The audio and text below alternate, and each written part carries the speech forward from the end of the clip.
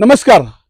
आज नालासोपारा 41 बिल्डिंग मधील 7 बिल्डिंग ज्या तुटलेल्या आहेत त्या ठिकाणी आम्ही ह्या रात्रीच्या जवळपास आता 8 वाजत आलेले आहेत आणि आम्ही आता इथे पाहणी करण्यासाठी इथे आलेलो.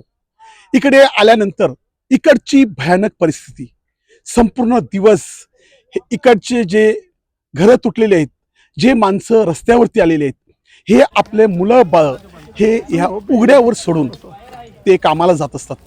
संध्याकाळी कामावरून जेव्हा घरी येतात तेव्हा बघावं तर जिकडे तिकडे अंधार आणि जीवनात देखील अंधार आणि परिसरात देखील अंधार, कारण त्यांचं घरचं सामान हे अस्तव्यस्त पडलेलं आहे. ह्यांच्यावरती लक्ष देणारं कोणच राहिलेलं नाही.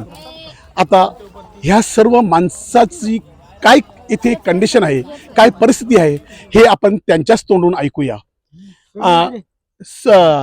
आपल्यासोबत ह्या रविभूषण साहेब देखील ह्या ठिकाणी काही वस्तू घेऊन आलेले आणि इकडच्या ज्या गरीब लोकांची जी दयनीय परिस्थिती आहे ह्याच्यामध्ये ह्या लोकांना इकडच्या मच्छर पासून आणि दिवसाच्या आणि रात्रीच्या वरून आकाशातून ऊन आणि रात्रीच्या वेळेला जी दव पडते ह्यापासून संरक्षण व्हावे म्हणून त्यांनी ताडपत्री आणि काही वस्तू घेऊन इथे आलेली हे देखील आम्हाला आता भेटलेले आहेत.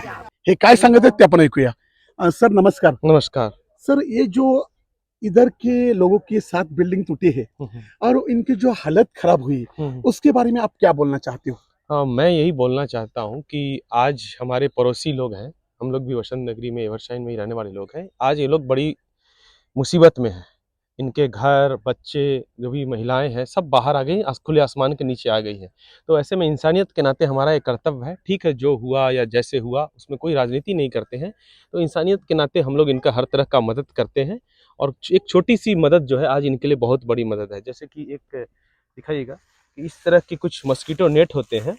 इस तरह के मस्कीटो नेट आप देंगे तो क्या है, इनके बच्चे को एक रिलीफ मिलेगा. एक छोटी सी चीज़ है, लेकिन एक मस्कीटो नेट में खुले आसमान के नीचे वो मलेरिया से बच सकते हैं. इनके लिए बहुत बड़ा रिलीफ है. तो मैं हाथ जोड़ के आप सबसे निवेदन करता हूँ कि खुल के दिल खोल के इनका मदद कीजिए. आपको लगता होगा घर में बैठ के टीवी देखते हुए कि परिस्थिति बहुत सामान्य है. परिस्थिति इतनी सामान्य नहीं है. मेरी बात को समझने की कोशिश कीजिए. डाबरे साहब यहाँ आए हैं, वो देखेंगे कि देखिए परिस्थिति बहुत ही ज़्यादा खराब है. आज भी लकड़ी के चूल्हे पे ये लोग खाना बना रहे हैं. जो हम लोग बोलते हैं प्रधानमंत्री जी का उज्ज्वला योजना, वो बिल्कुल दिख रहा है. वहाँ पे आप सामने देखेंगे, अभी भी देखते चूल्हा पे खाना बन रहा है. कोई सिलेंडर ये सब नहीं है. तो टीवी में दुनिया इंडिया बहुत अच्छा लगता है, भारत बहुत अच्छा लगता है, लेकिन जब ज़मीन पे आते हैं तो सिस्टम का एक निर्दयी चेहरा जब हमारे सामने आता है तो पता चलता है कि नहीं, सिर्फ अपने काम धाम करने से नहीं होगा. हमारी जो सामाजिक जिम्मेदारी है वो भी निभाने के लिए हमें ज़मीन पर उतरना ही होगा, और उसके लिए जिस तरह के रिस्क लेने होंगे वो सब हमें करना ही पड़ेगा और जनता के साथ खड़ा होना ही पड़ेगा. अभी आप देखिएगा, ये लोग नांदेड़ से आए हुए लोग हैं, रोजी रोटी की तलाश में आए यहाँ पे, और इनके साथ एक तरह का मैं बोलूँगा हादसा हो गया, धोखा हो गया. इनके साथ वसई विरार महानगर पालिका के सिस्टम ने और इनके साथ एक धोखा किया. और धोखा ये किया कि इनका एक छोटा सा सपना था, घर परिवार हो, बच्चे हो, और वहाँ पे आराम से काम करेंगे, अपने घर में रहेंगे, बच्चों को स्कूल में पढ़ाएंगे. ये सब इनका एक सपना था. अरे बच्चा, लेकिन क्या हुआ कि यहाँ सिस्टम ने जब इनके साथ जो धोखा किया तो आज ये सड़क पे आ गए, बहुत बड़ी मुसीबत में है. आप सब लोग कुछ ना कुछ इनका हेल्प कीजिए. और मैं फिर से रिपीट करूँगा, आप समझने की कोशिश कीजिए कि टीवी पर आपको लगता होगा कि परिस्थिति बहुत सामान्य है. परिस्थिति बहुत सामान्य नहीं है. आप एक दिन पानी का इंतजाम कर देंगे, लेकिन फिर दूसरे दिन 2 दिन के बाद पानी खत्म हो जाता है. आपको फिर से टैंकर मंगाना पड़ेगा, इनको पानी देना पड़ेगा. मतलब 80 परिवार लगभग है यहाँ पे, 70-80 परिवार है. 80 परिवार में मान लीजिए 3, 4, 5 लोग हैं तो 400 लोग जैसे हो गए, 8 पंचे 40, 400 लोग हो गए.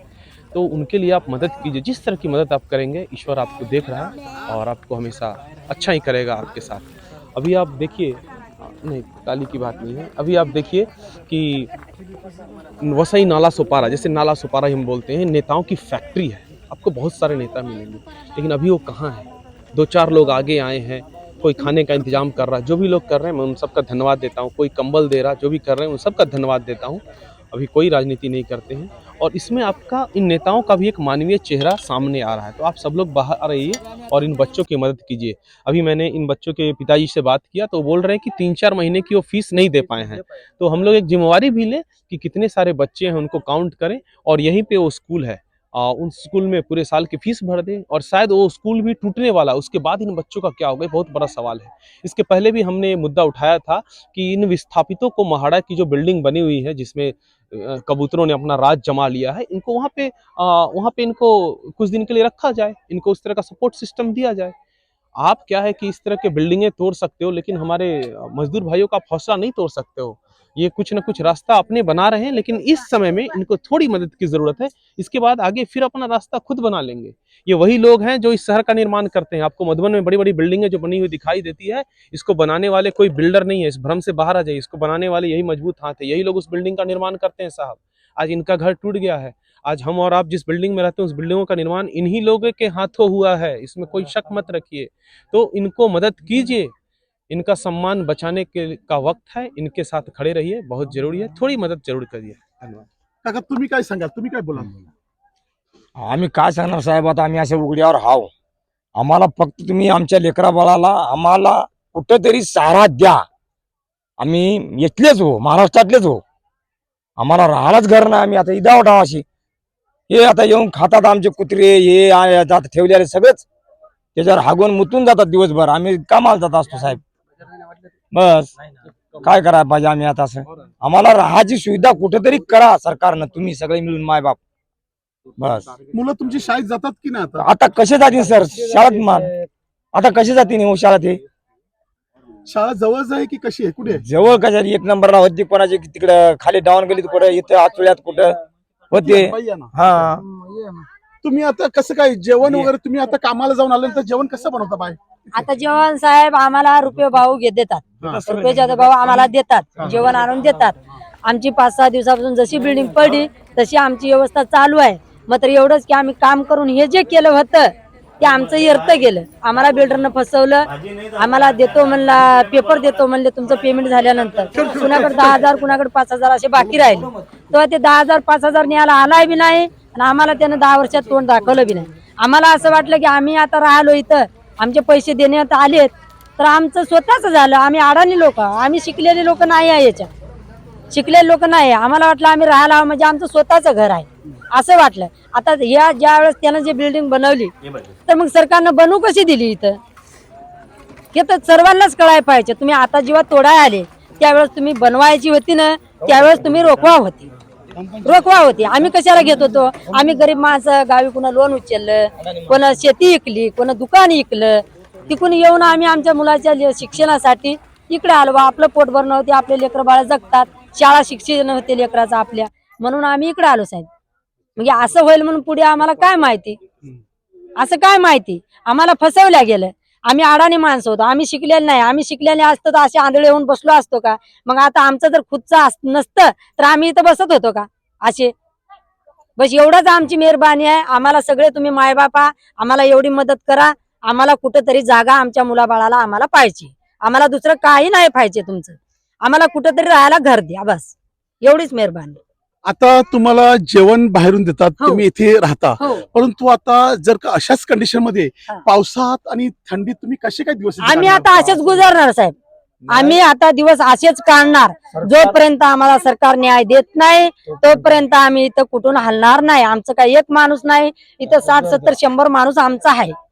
बहुत महत्वपूर्ण मुद्दा उठाना चाहूंगा कि ये लोग वसई में ही आते हैं और यहाँ पे सातीवली है। सातीवली इंडस्ट्रियल एसोसिएशन बहुत अच्छा है, बहुत बड़ा है।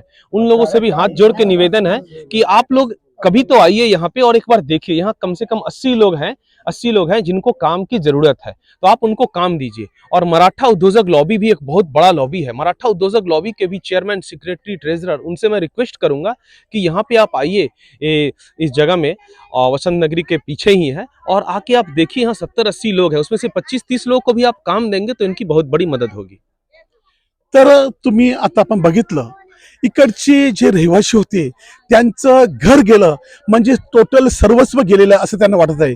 कारण जर का घर नसेल तर राहायचं कुठं, मुलांना ठेवायचे कुठं? कारण रोज कमावणार रोज खाणं हे त्यांचं नित्य नियम होता. आता मुलाबाळाच्या टेन्शनमुळे काही लोक कामाला जातात, काही लोक जात नाही. कारण उघड्यावरती संसार पडल्यानंतर त्याची देखील सांभाळणं, त्याची देखील सर्वासार्वी करावी लागते. आणि ह्या सर्वांचं म्हणणं आहे की आम्ही राहत होती बिल्डिंग ही अनऑथराईज होती, परंतु आमचे वोटिंग ऑथराईज होतं.